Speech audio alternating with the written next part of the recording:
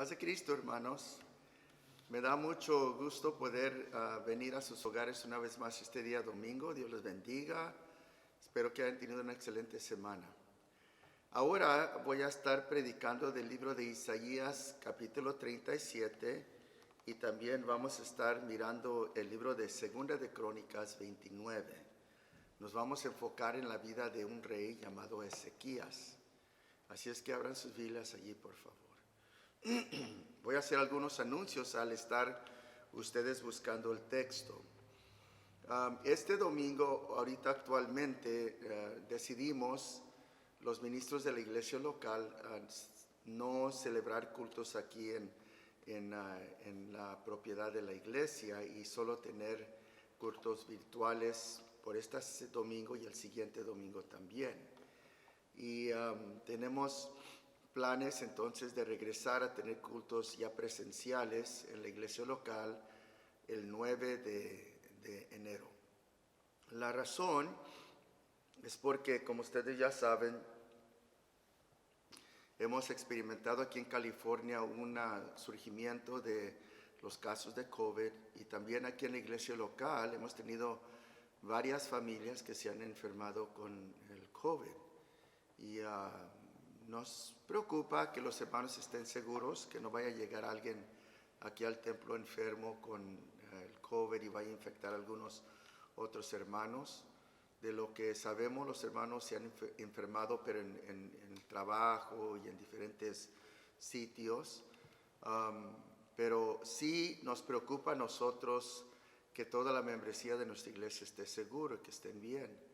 Así es que es por esto que nosotros ahora hemos tomado la decisión de suspender este culto y el siguiente culto también.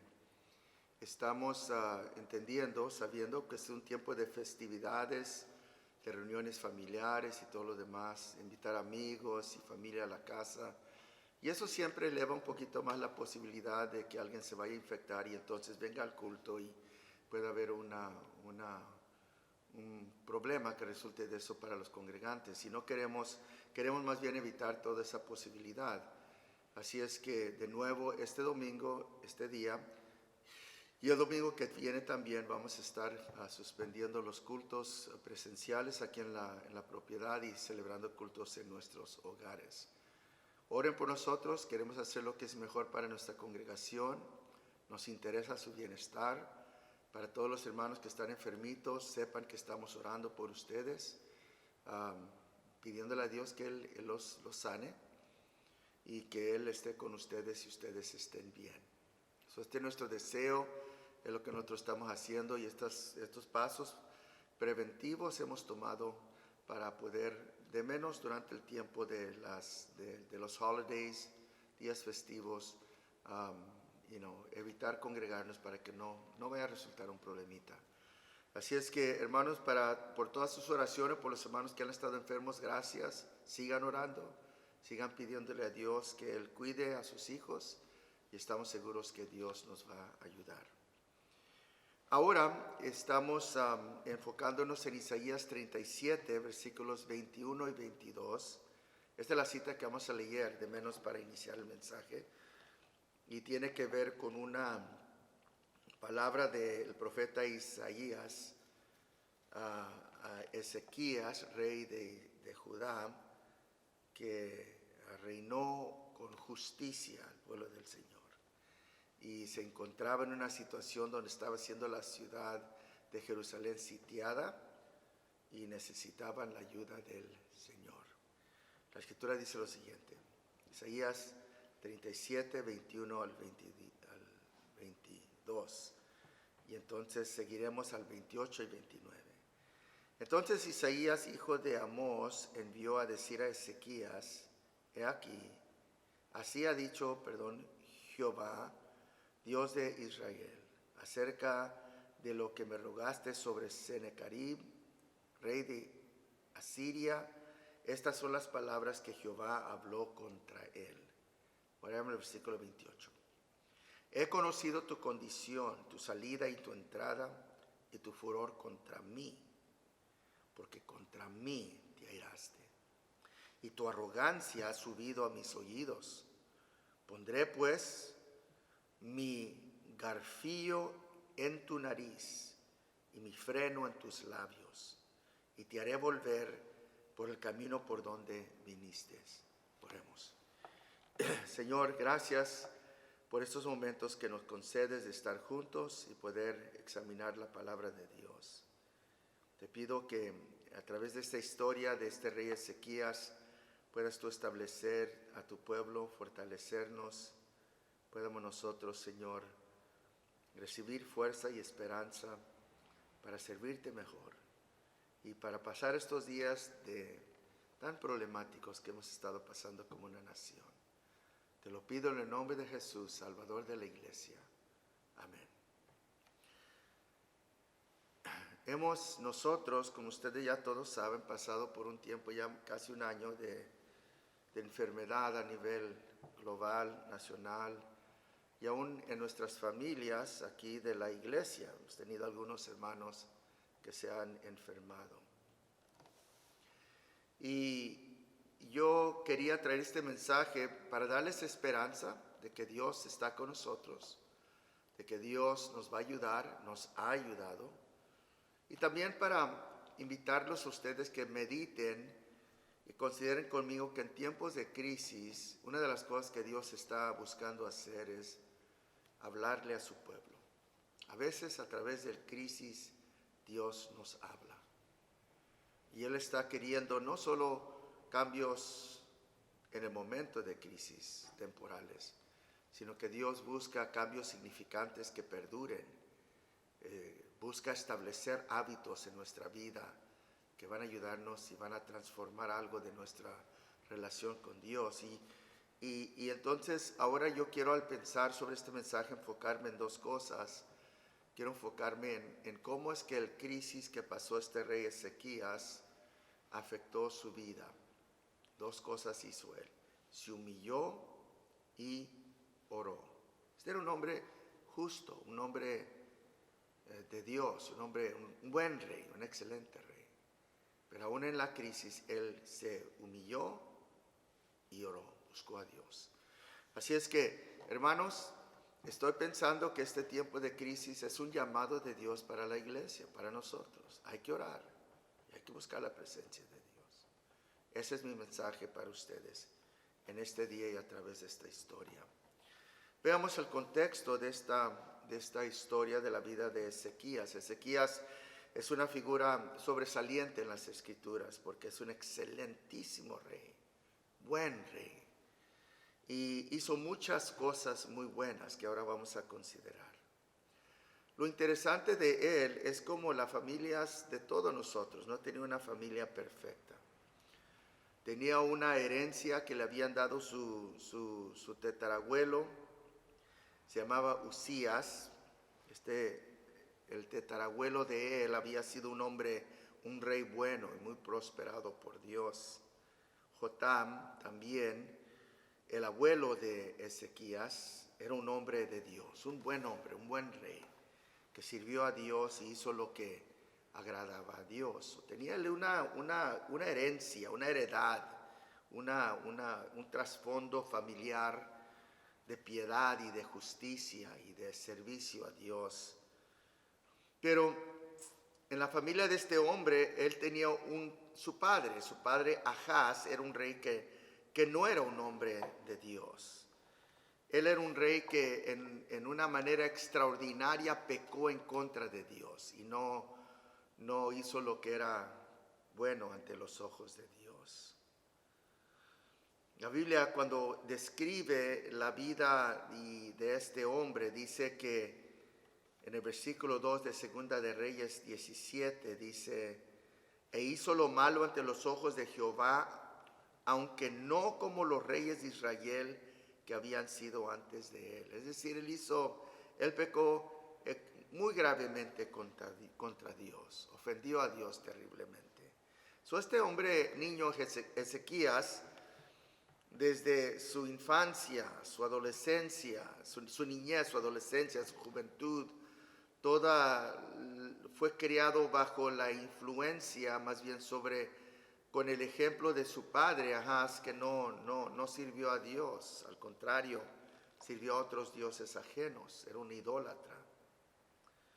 La Biblia nos dice a nosotros interesantemente en el mismo capítulo, Segunda de Reyes 16, más bien, versículo 9, que los hijos de Israel hicieron secretamente cosas no rectas contra Jehová, su Dios, edificando lugares altos en todas sus ciudades, desde las torres de las atalayas hasta las ciudades fortificadas. Es decir, el rey pecó y el pueblo pecó, aunque secretamente, pero pecaron igualmente, de igual manera.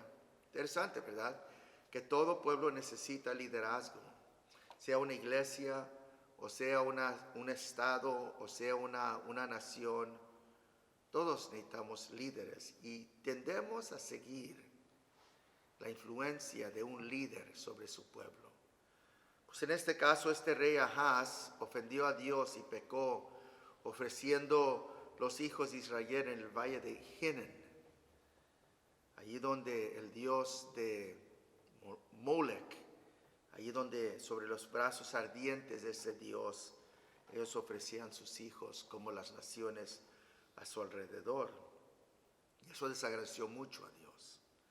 Y muchas otras cosas que hizo este rey, pero Ezequías, a pesar de que él se crió en ese ámbito, en ese ambiente, la Biblia nos dice a nosotros en segunda de Crónicas 29:1, que Ezequías fue un rey que Dios bendijo y que él prosperó, que hizo lo recto ante los ojos de Dios. Y ustedes se preguntan, ¿cómo es que un joven que está viendo el ejemplo de su padre, que no vive rectamente delante de Dios, puede servir a Dios en una manera extraordinaria? Porque en realidad lo hizo. Bueno, creo que la clave se encuentra en el versículo 1 de 2 de Crónicas 29. Leamos. Comenzó a reinar Ezequías siendo de 25 años y reinó 29 años en Jerusalén. Ahora aquí está la clave. El nombre de su madre fue Abías, hija de Zacarías. Es interesante, ¿verdad? Zacarías era un sacerdote, era un hombre de Dios, y Abías, quien era la mamá de Ezequías, era una mujer temerosa de Dios. Y no cabe duda en mi mente que esta mujer, desde su infancia y en su adolescencia y su juventud, comenzó a instruir a Ezequías y recordándole a él de la heredad que ellos tenían, de su tatarabuelo Uzías y de Jotam, que habían servido a Dios con integridad, que el único ejemplo en la vida de él no era el de su padre, que no era buen ejemplo, sino que él también tenía el ejemplo de hombres que habían servido a Dios y cómo Dios los había prosperado y bendecido a ellos. Interesante que Ahaz, quien decidió no servir a Dios, llegó a ser un rey bajo servidumbre, un rey sujeto a los asirios, a los enemigos de Israel. La Biblia describe en una ocasión cuando este rey toma los vasos, los utensilios sagrados de la casa de Jehová, de oro y de plata, y se los lleva como un regalo a este rey de Asiria. Es decir, el hombre no tenía respeto ni honor para las cosas de Dios. Y así lo hizo. Pues este hombre no temeroso de Dios no fue la única influencia sobre la vida de este joven rey. 25 años en el trono, y este joven tomó una decisión: yo voy a servir a Dios. La influencia de su madre Abías, la heredad que su tatarabuelo y su abuelo le habían dado a él, influyeron sobre él, de tal manera que él tomó decisiones: yo voy a hacer lo correcto ante los ojos del Señor. Y Ezequías escogió temer a Dios y hacer lo bueno ante su presencia. Ahora, es interesante en este momento notar que en la Biblia sí hay una conexión entre la justicia, lo correcto, lo santo, una vida santa, una vida justa, y la prosperidad. Hay una conexión entre tomar decisiones que agradan a Dios, escoger servir a Dios y una vida de prosperidad. Miren conmigo, por favor, porque esto requiere un poco de explicación. Les voy a dar 2 salmos que nos declaran esto. Usted le sirve a Dios, Dios lo va a prosperar. Usted es un hombre de integridad, Dios te va a bendecir. Eso es un principio bíblico claramente. Miren, bienaventurado el varón que no anduvo en consejo de malos, ni estuvo en camino de pecadores, ni en silla de escarnecedores se ha sentado. Mas su delicia está en la ley de Jehová, y en ella, en su ley, medita de día y de noche.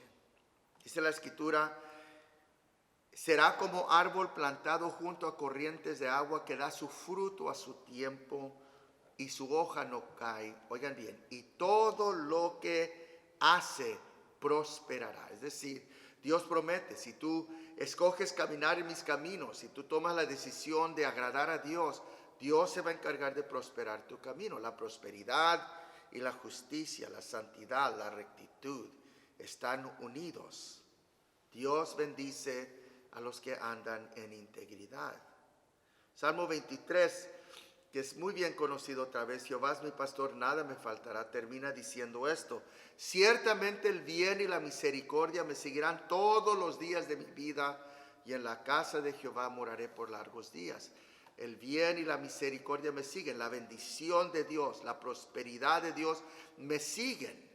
¿Por qué? Porque Jehová es mi pastor. Hay un eslabón entre lo que es la prosperidad de Dios y lo que es la justicia. Si usted vive bien, Dios lo va a bendecir. Dios lo va a bendecir. Esto es claro, siempre lo predicamos. Dios tiene bendiciones para usted. Dios lo va a prosperar si usted vive en justicia delante de Dios.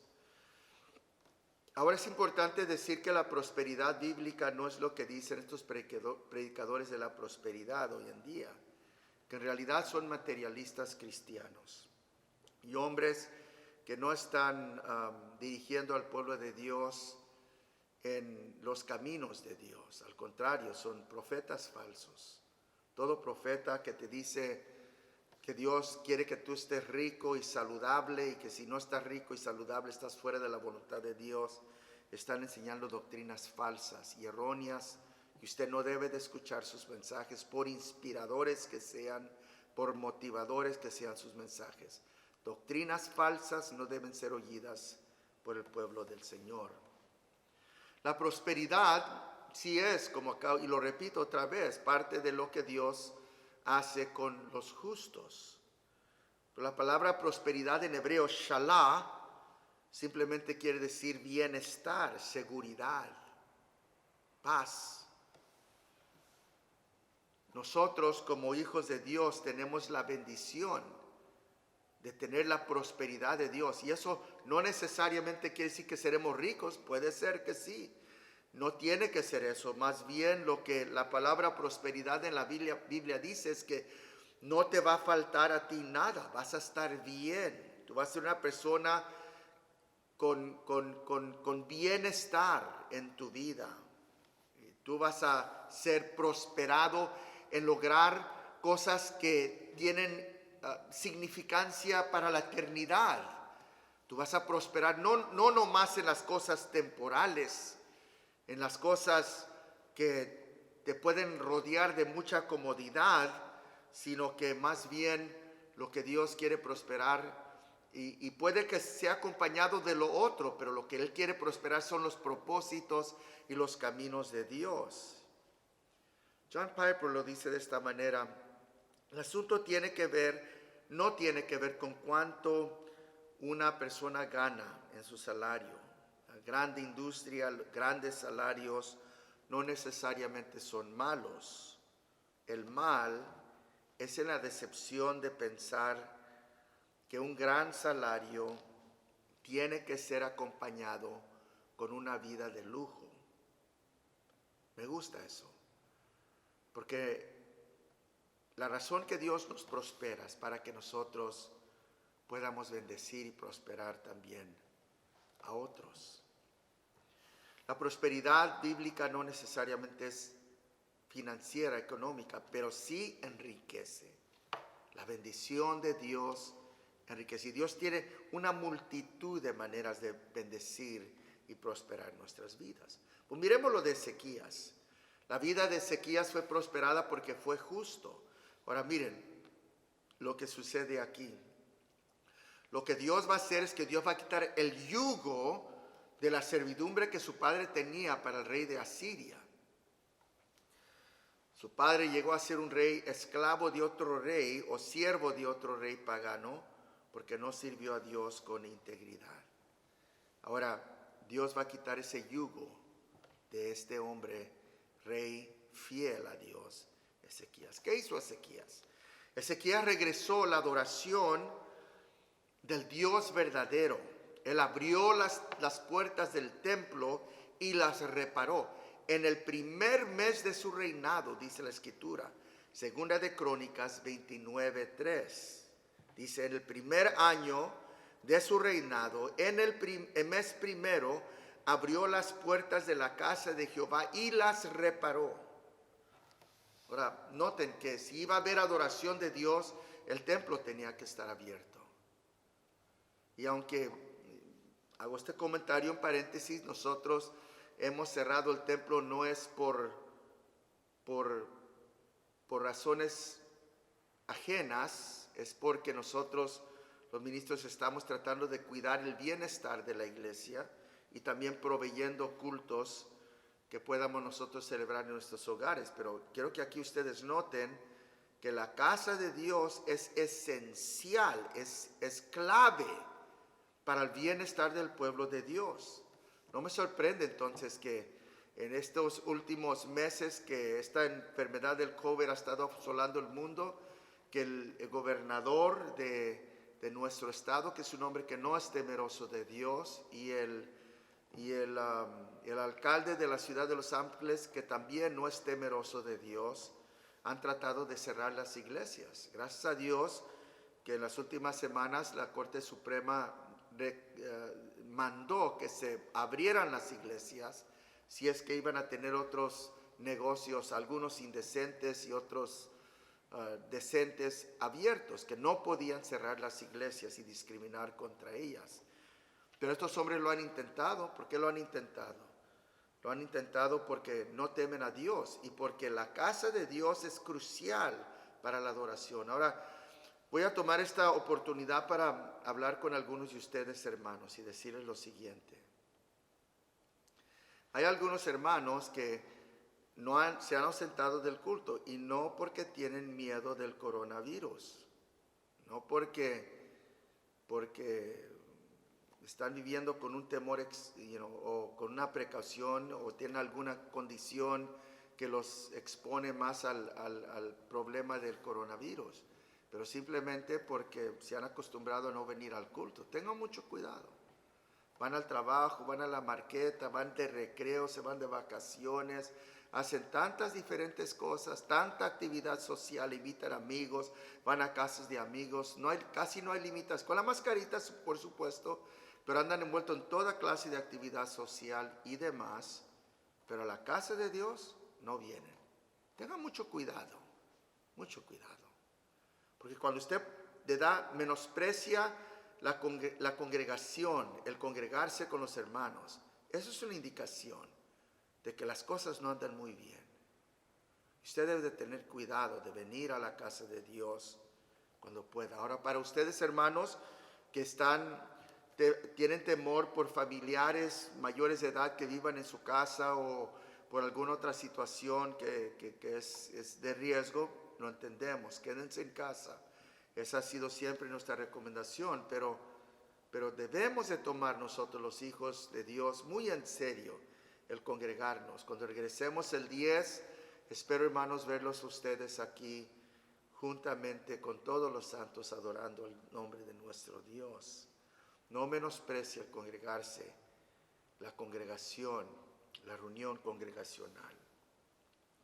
Este hombre, Ezequías, abrió la casa de Dios, y entonces él también reparó las puertas que su padre había destruido. Entonces miren lo que hace en versículos 4 y 5. Él llama a los sacerdotes y a los levitas y les ordena que se purifiquen y que purifiquen el templo que había sido ensuciado con ídolos y con toda otra clase de contaminación. Versículo 4, 2 de Crónicas 29.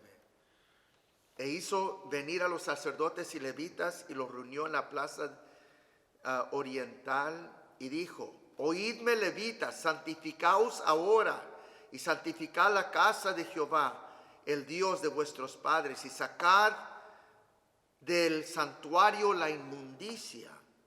16 días les tomó para santificar la casa de Dios. Los líderes tenemos que estar limpios. Los líderes tenemos que estar de célula. Los líderes de la iglesia, el pastor, los ministros, los diáconos, los líderes de hogar. Hermanos, nosotros somos cruciales. Tenemos que estar bien con Dios. Tiene que estar limpio el santuario. Tenemos que santificar nuestras vidas. Sin un sacerdocio limpio, hermanos, no podemos nosotros ofrecerle a Dios sacrificios que le agraden. No podemos tener acceso a Él. La Biblia nos dice que repararon las puertas y que santificó Él entonces a los levitas. Y entonces la Biblia nos dice que Él restableció. Sí, noten por favor que primero se abre la casa, se limpia la casa, se santifican los sacerdotes. No eran cultos nomás así por tener cultos. Eran cultos en un orden de santidad y de justicia y de limpieza y de reverencia y de respeto. Esto es lo que estábamos hablando, lo que Dios quería lograr con el pueblo del Señor. Ezequías estaba restaurando la adoración correcta, la adoración al Dios que había sido prescrita por David, el rey. Llamó a Efraín y a Judá a que se arrepintieran. La Biblia dice a nosotros que comenzó entonces él a llenar a la casa del Señor y a llamar a los sacerdotes, como acabo de describir. En esa limpieza sacaron la serpiente de bronce y la destruyó, porque era un objeto ahora de adoración. Y Dios comenzó a bendecir a Ezequías. Lo prosperó. Pero escúchenme bien, hermanos. El hacer la voluntad de Dios y estar bien con Dios y hacer lo mejor que podemos por vivir por Dios no quiere decir que no va a haber tribulaciones y dificultades.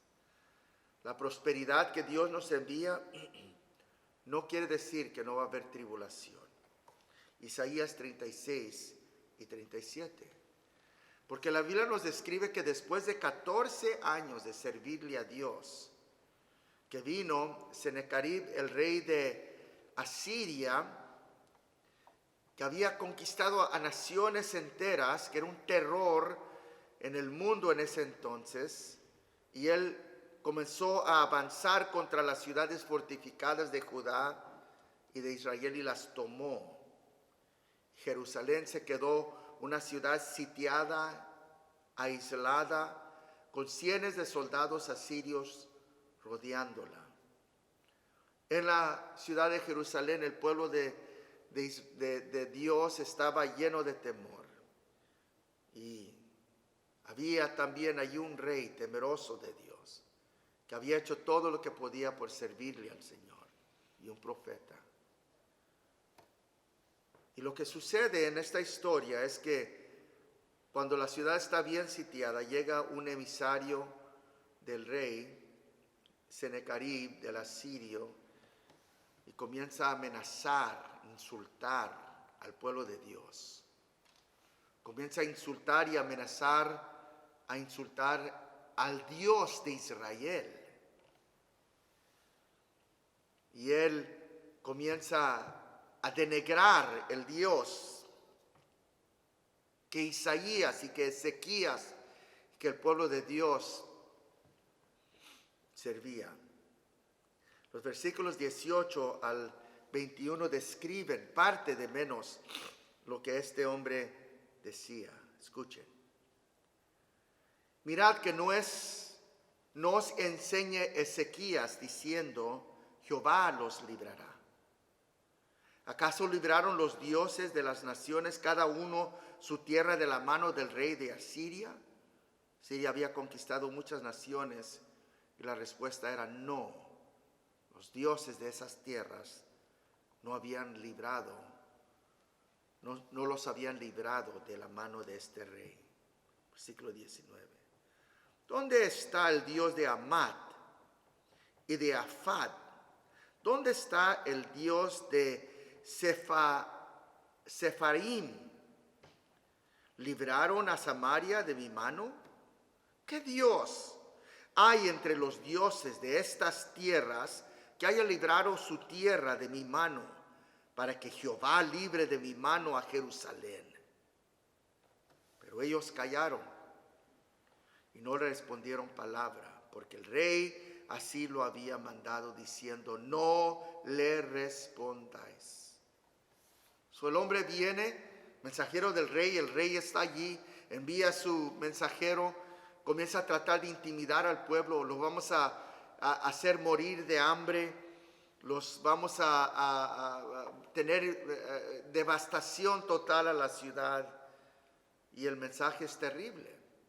Todo el pueblo lo oía y estaba lleno de temor. ¿Qué es lo que hizo el rey?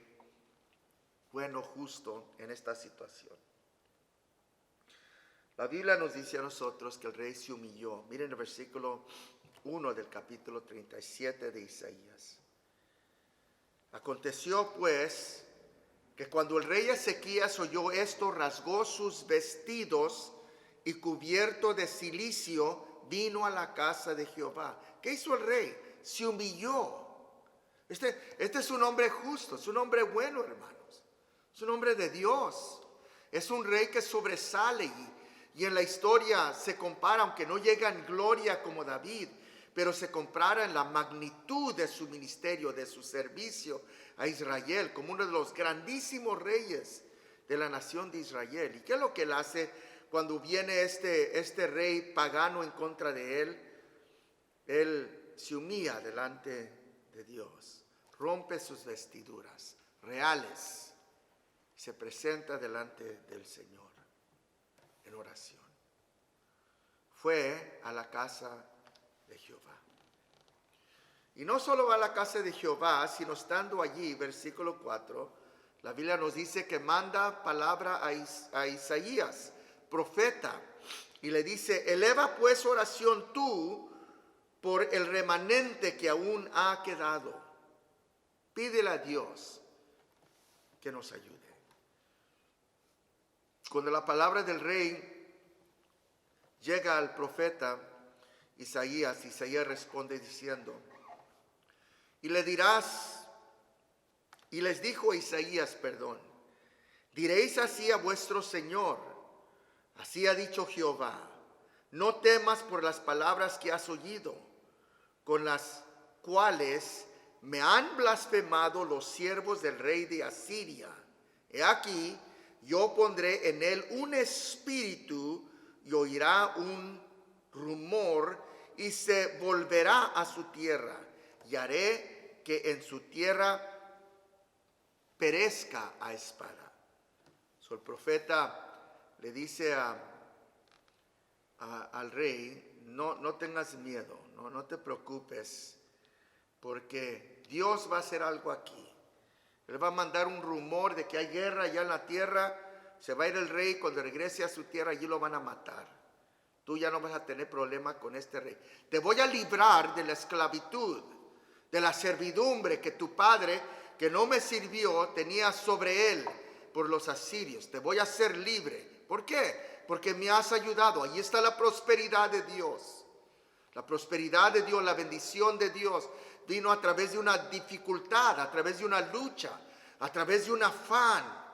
Vino disfrazado o cubierto con ejércitos que rodeaban a Jerusalén. Miren, hermanos, de este problema del COVID van a salir bendiciones. Han salido bendiciones.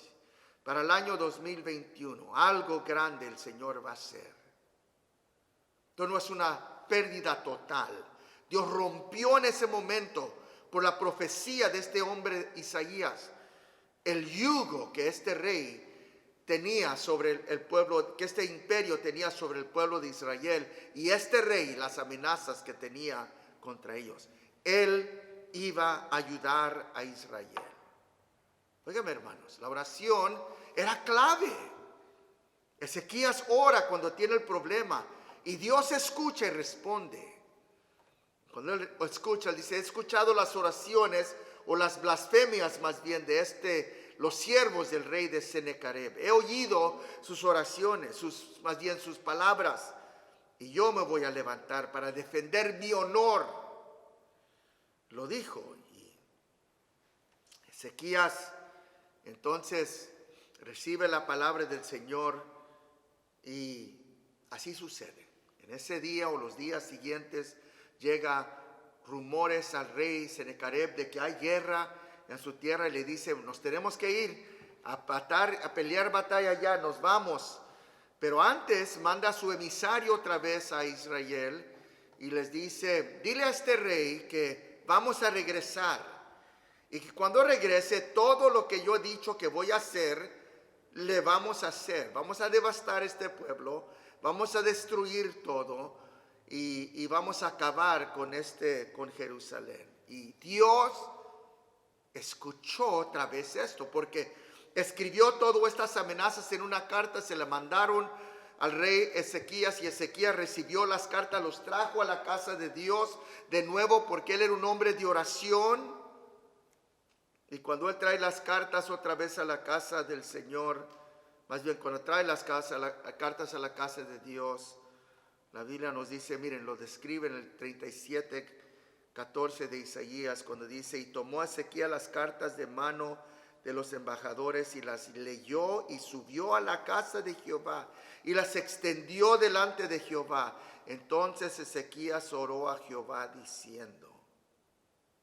¿Sí ven que la oración juega un lugar clave aquí? Que la liberación que Dios va a traer, que la bendición que Dios está por desprender sobre este reinado, de librarlo de la cautividad de los asirios, va a venir seguro que a través de una oscura nube, pero algo grande Dios está trabajando aquí. Y cuando cuando Ezequías ve estas cartas, las lee, las pone delante de Dios, y él comienza a orar, él le dice al Señor, escuchen parte de su oración: oh Jehová de los ejércitos, versículo 16, Dios de Israel, que moras entre los querubines, solo tú eres Dios de todos los reinos de la tierra. Tú hiciste los cielos y la tierra. Inclina, oh Jehová, tu oído y oye. Abre, oh Jehová, tus ojos y mira, y oye todas las palabras de Sennacherib, que ha enviado a blasfemar el Dios viviente. Ciertamente, oh Jehová, los reyes de Asiria destruyeron todas las tierras y sus comarcas, y entregaron los dioses de ellos al fuego, porque no eran dioses, sino obra de manos de hombre, y madera y piedra. Por eso los destruyeron. Ahora pues, Jehová, Dios nuestro, líbranos de su mano, para que todos los reinos de la tierra conozcan que solo tú eres Jehová. Interesante. Fue John Wesley que dijo que Dios no hace nada sino por la oración, y todo por medio de ella. Ezequías oró. Nosotros necesitamos orar, hermanos. Para ustedes que no han tenido una vida de oración íntima con Dios, este problema es un llamado a la oración. No nomás a orar a través del problema, sino cambiar y crear hábitos de intimidad con Dios y de buscar la presencia del Señor. Él oró. ¿Y saben lo que Dios hizo? Dios escuchó las oraciones de este hombre. Y miren lo que dice la Biblia en el versículos 36 al 38. Cuando Ezequías oró en esa noche, La Biblia dice, versículo 36, y salió el ángel de Jehová y mató a 185,000 en el campamento de los asirios. Cuando se levantaron por la mañana, he aquí que todos eran cuerpos de muertos. Entonces Sennacherib, rey de Israel, de Asiria, se fue e hizo su morada en Nínive. Y aconteció que mientras adoraban en el tiempo de Nisroch, su dios, sus hijos, Adramelech y Sarecer, lo mataron a espada y huyeron de la tierra a la tierra de Ararat. Dios acabó con la maldición y bendijo a la nación de Israel. Y es mi palabra para ustedes, hermanos. Hay un problema aquí. ¿Qué es lo que Dios está pidiendo de nosotros? Dios está pidiendo que lo busquemos. Si lo buscamos de esta maldición, va a venir una tremenda bendición para el año 2021. 185,000 soldados murieron en esa noche. Cuando regresa el rey Sennacherib a su casa, sus hijos le quitan la vida. Y la palabra de Dios se cumplió. Yo tengo una palabra de Dios para ustedes, esta iglesia. El año 2021 va a ser de mucha bendición y prosperidad. Hemos aprendido nuevas cosas, nos hemos aventurado a tratar nuevos sistemas y en este año hemos aprendido algo que para el año 2021 va a resultar en una tremenda bendición aquí y mucho más allá de los bordes de nuestra iglesia. Yo declaro bendición para sus vidas, hermanos. Busquemos a Dios. Oremos en nombre de Jesús. Bendice, Padre, a tu iglesia, a tus hijos. Que la gracia de Dios y el poder del Espíritu Santo nos acompañe y nos bendiga en todo lo que hagamos para que tu nombre sea glorificado y exaltado. Te lo pido en el nombre de Jesucristo. Bendice a tu pueblo, protégelo y ayúdalo. Gracias, Señor. Hermanos, Dios los bendiga. Mi deseo es que Dios esté con ustedes y que los prospere grandemente. Cuídense y nos vemos Dios mediante la semana que viene. Feliz Navidad y un próspero año nuevo.